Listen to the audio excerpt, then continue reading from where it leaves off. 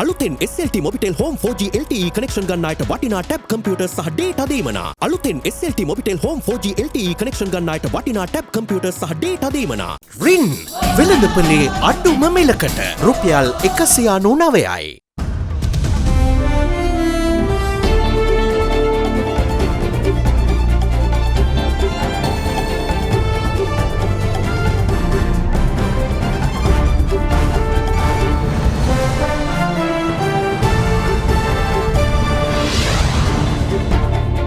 In your headlines tonight, ready or not, the International Monetary Fund says it stands ready to talk to Sri Lanka if asked. We highlighted the urgent need to implement a credible and coherent strategy to restore macroeconomic stability and debt sustainability while protecting vulnerable groups.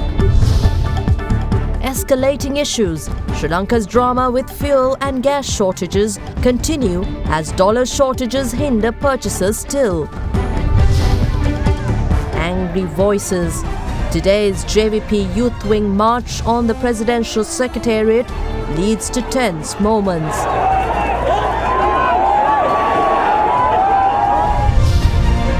Words to live by. The European delegation in Sri Lanka issues a strongly worded statement against Russia. All this and much more coming up tonight on First at 9, this Friday, the 18th of March 2022. Nelly, මතකෙන් ගිලිහුණු black shiny කෙස් කලඹක රහස sunset black shine සමගින්.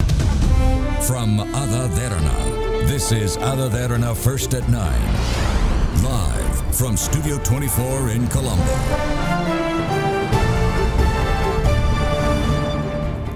A very warm welcome, bringing you news from across Sri Lanka and around the world tonight on AdaDerana 24. I'm Indivari Amuatha. Further issues in sourcing US dollars threaten to worsen Sri Lanka's fuel shortage, with the Energy Ministry talks with state and private banks having not borne fruit. With 42 million US dollars required to clear a 40,000 metric ton shipment of diesel and jet fuel anchored in Sri Lankan waters, for the past 6 days, demurrage charges continue to get added to the bill that needs to be borne by the Ceylon Petroleum Corporation. So far, demurrage charges have ballooned to 114,000 US dollars. Speaking at a media briefing this week, Minister of Energy Gamini Lokoge stated that there will be no fuel shortages in the country after the 20th of March, as Sri Lanka is set to receive a steady supply of both petrol and diesel through the Indian credit line.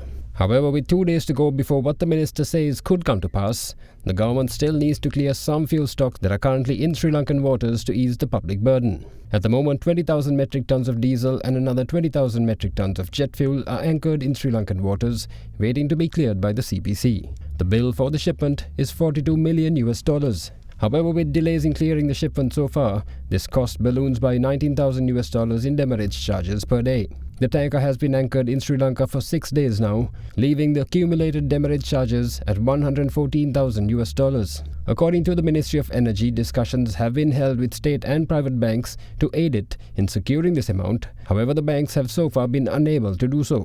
With that being the case, the ministry says that the clearance process of this shipment will be further delayed. Sri Lanka's economic crisis has hit the country's most vulnerable sections of society the hardest, through not only shortages of essential day-to-day goods, but high prices of essential goods available in the market at present. Any International Monetary Fund assistance, if the government does make the request, will not be instant. It will take some time for the IMF to prepare a response. Now, the road will not be easy, and only time will tell if the government's decision will bear fruit. To discuss all this, I've invited to our studios economist and former State Minister, and also somebody who has been quite vocal about Sri Lanka's economy, Harsha De Silva. A very warm welcome. In your view, now, what do you say this government has to do going forward? They've approached the IMF, held talks and expressed their readiness to work with the IMF, and secondly floated the rupee. This is something you all have been calling for, and interest rates have been raised. What more, in your view, needs to be done now? Actually, somebody said Armageddon, no? And most people laughed. What do we have today? You see, people are unable to survive. The IMF has come, and the president says that he will talk with them, and depending on the pros and cons, he may go in for a program with them. That is certainly not good enough. You see, IMF should have been approached a year and a half prior to when they actually did.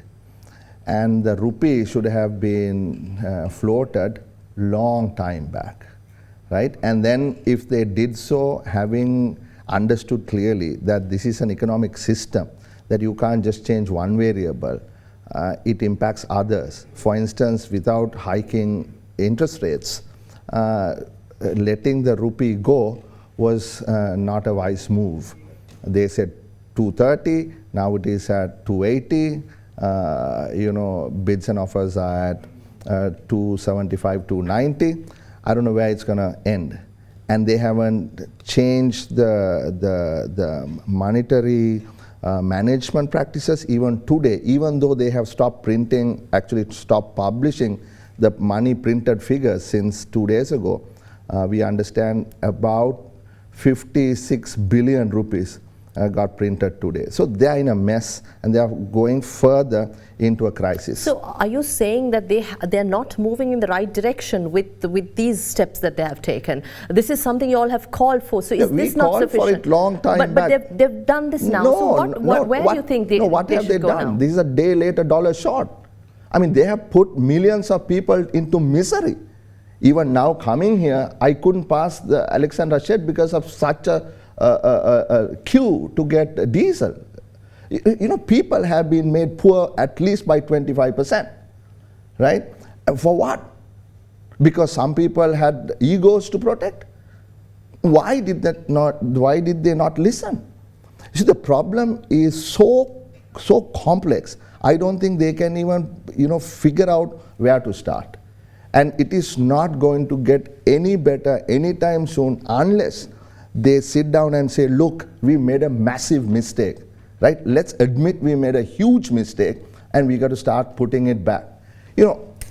Just dropping taking the peg off is not helping. It's not helping.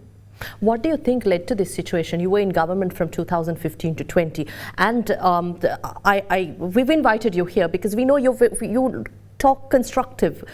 You want the economy to go right. You and the Honorable Iran Vikramaratne too approached the central bank governor too to address this. So which means there is opposition, there are stakeholders who are genuinely interested in fixing this. But is admitting this the solution? Where do we go from here? What people want to know is how do we fix it now? Okay. And where did we go wrong? 2015 to 20, you were in government too. We are talking about successive governments over the years. No point in talking about the past. Nothing is going to change. We got to look at the present. We got to look at the future, because this is my country as much as it is your country. All of ours, nation this is. We were born here, we live here, we will die here. We are only citizens of this nation, right? First, now we need to restructure the debt. Without restructuring the debt, the IMF can't help us. Because by mandate, IMF cannot lend to countries whose debt is not sustainable. And we haven't still seen the report. We have been asking for the report in Parliament. It hasn't been tabled. We don't know what is in there, right? First, once the debt sustainability analysis report is presented, and perhaps we'll have to do a much more comprehensive one. And you have to now start negotiating the restructure. We are going to default. It's so unfortunate. For 73 years, we kept our flag flying, and these people took the flag down. I mean, how embarrassing is it? How inadequate do we feel as people as Sri Lankans, when we meet foreigners? And why? Because of egos? Because of not understanding the complexity of the problem? You see, yes. Debt restructuring, we'll talk about that. That's your priority, as you say, that this country should look at now. But where do we go from here? Where do we start? Now we've seen the government approach India. We have another $1 billion coming in from there, and then we're talking about other investment opportunities that they're seeking. But again, how do we manage our debt? See, what we got from India is a short-term credit line. We are not getting a single dollar. We are getting dal and medicine and fuel. That's what we are getting. We're not getting any money to pay our debt. We just do not have money to pay our debt. Deal with it, right? We $475 million came due today on Sri Lanka development bonds.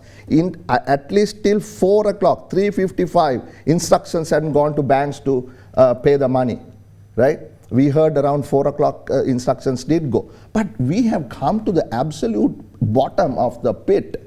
Right? We just do not have money. Right? We don't have money to clear oil tanker. We don't have $60 million. We have to borrow from people. How would the Samaga Janabalavegya address this? You all had a protest this week, and the calls were made to the government. There was a demonstration there. But wouldn't you want to sit with the government to give solutions? Where is Basil Rajapaksa? Where has he even discussed the matter in Parliament? For 3 months, he hasn't answered a single question, right? Since the speech he made on the 10th of or 17th of December, no, 10th of December, he hasn't addressed Parliament. They are talking about having an all-party conference in some hotel, right? What is the point in having an all-party conference in some hotel or at Temple Trees? Because the Constitution gives full control to Parliament. That is the 148 of the Constitution. Right? So first we have to discuss this matter in Parliament. This is a grave problem we are facing. Sri Lankan people have become poor, like I said, at least by 25%. Once the numbers come out, what's going to happen to our GDP per capita? It is going to drop from 4,000 another 25%. We will be as poor as Bangladesh come the next week when the results are announced. Right, that's all the time we have on the news tonight, but thank you very much for your time.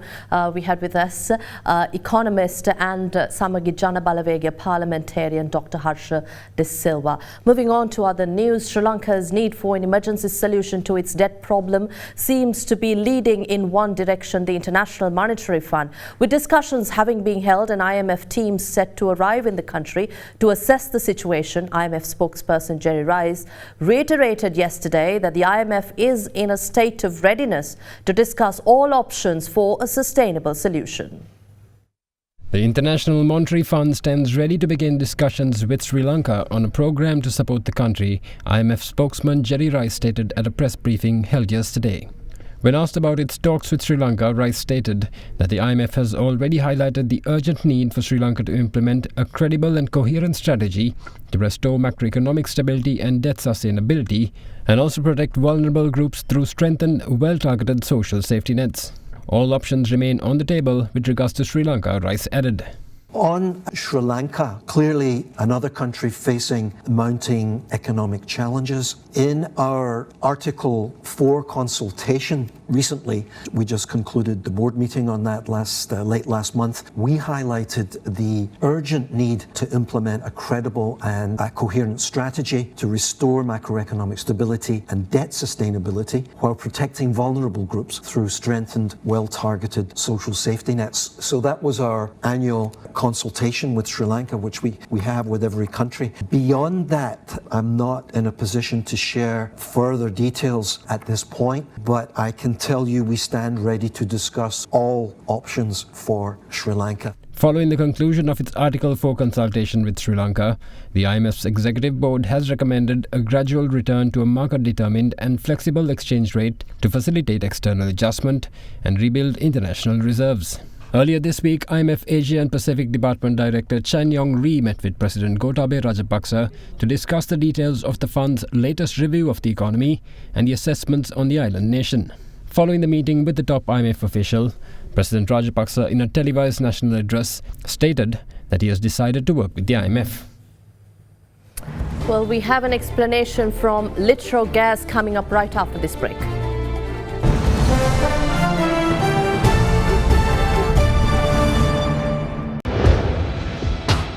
Big 3.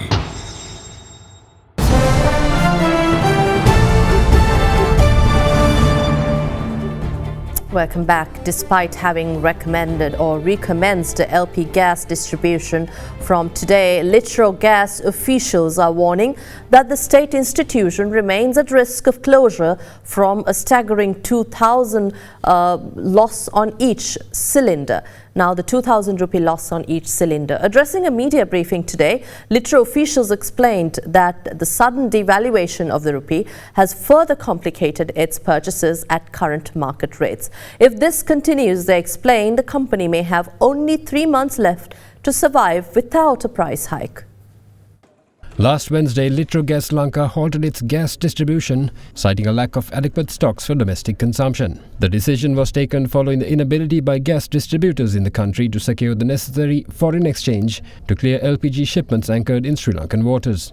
However, yesterday, state-owned distributor Litro Gas announced that it was finally able to secure US dollars to pay for and clear one shipment, with the unloading process having commenced as of last evening. As a result, cylinder distribution recommenced this morning, with Litro saying that 120,000 cylinders were to be released into the market today. However, with only one LP gas tanker having been unloaded, the question of how long will its stocks last before another shortage looms is anyone's guess. So far, thousands of restaurants and bakeries have been forced to shut down with no gas to fire up their ovens, compounding an already precarious situation for the country's informal sector. The need for a permanent solution to how the country can maintain uninterrupted essential supplies has never been more critical than now. In addition, Litro Gas says that it is also facing another serious liquidity issue as well.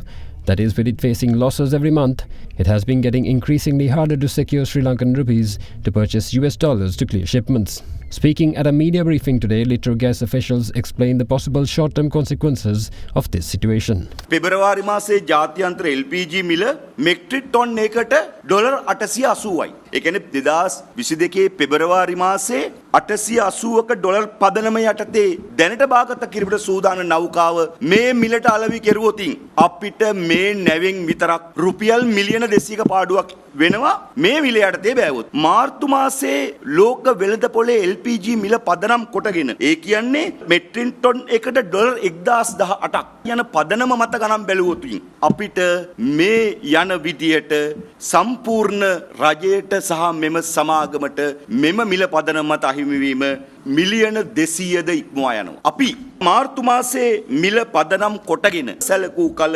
12.5 සිලින්ඩරයකින් අපි දැනට සුද්ධ අහිමිවීම එක සිලින්ඩරයකට රුපියල් 2000යි. අපි තවත් නෞකාවක් මිලදී ගත්තොත් මාර්තු කොන්ත්‍රාත් පදනම මත ලිට්‍රෝ ගෑස් සමාගමේ මලගම තමයි මේ තියෙන්නේ. ඒ කියන්නේ තව දුරටත් ලිට්‍රෝ ගෑස් ලංකා සමාගමට තවත් සමාගමට මේ විනිමය අනුපාතය මත මේ මිල දරාගෙන සිටීමේ හැකියාවක් නැහැ. මේ මූල්‍ය පදනම මත මේ සමාගම ඉදිරි මාස 3ේදී වසා දැමීමට සිදු වෙනවා. There were tense moments outside the presidential secretariat when the Janatha Vimukti Peramuna affiliated Socialist Youth Union attempted to enter the presidential secretariat today. However, security personnel were successful in preventing the protesters from breaching the security perimeter. A protest march organized by the Socialist Youth Union was held in Colombo today, with protesters chanting their theme, "No to fuel queues." Their demands included the immediate annulment of the Trincomalee fuel storage tank deal with India, as well as the Yugadanavi power plant deal with the US company New Fortress Energy. The Janatha Vimukti Peramunu affiliated Socialist Youth Union commenced its protest march at the Maradana Technical Junction this afternoon.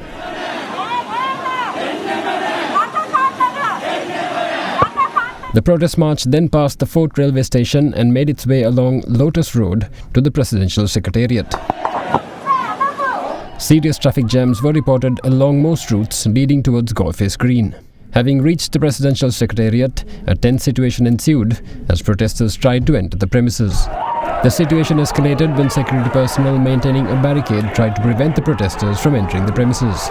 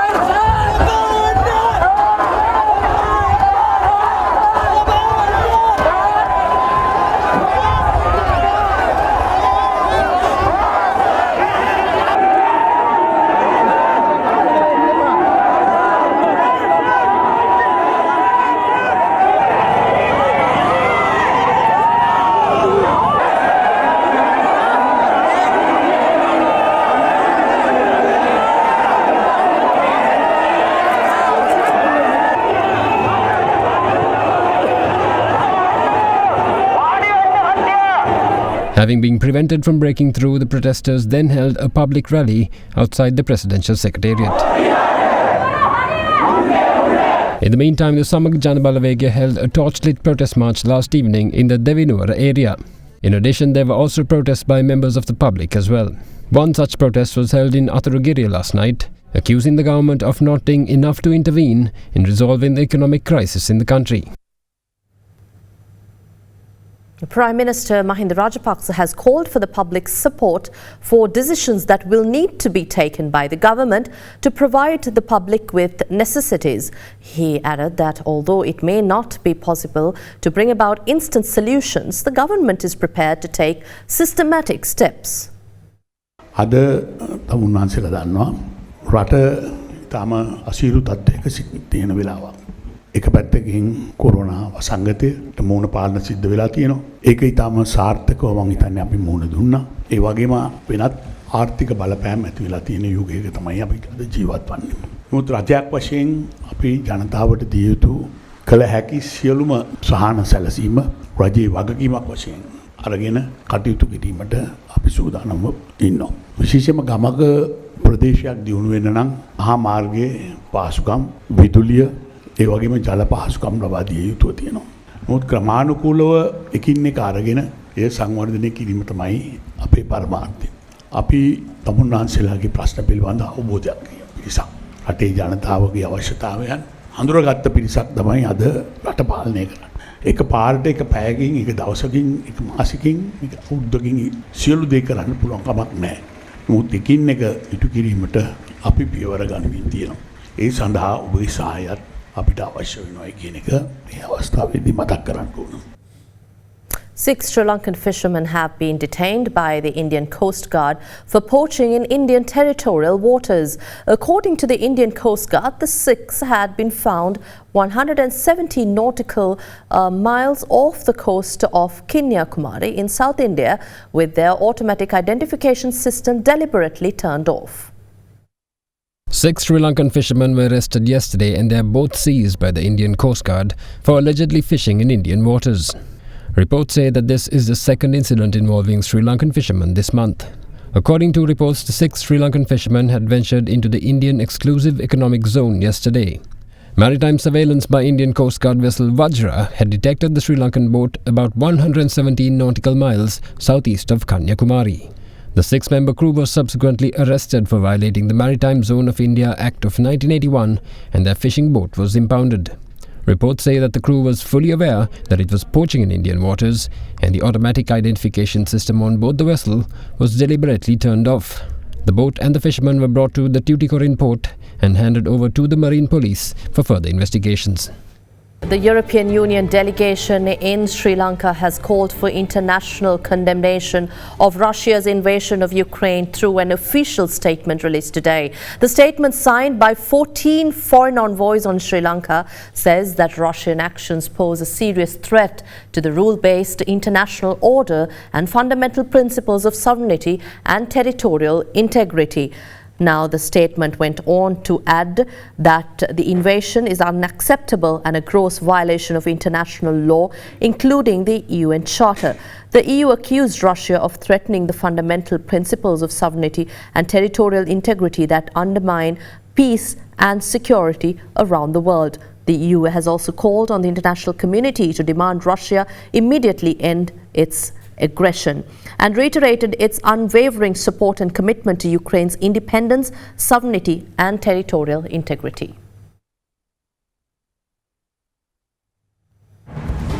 And before we end tonight, stocks ended in positive territory after ending in negative territory for the past few days as the ASPI ended higher and the S&P SL20 index also made gains.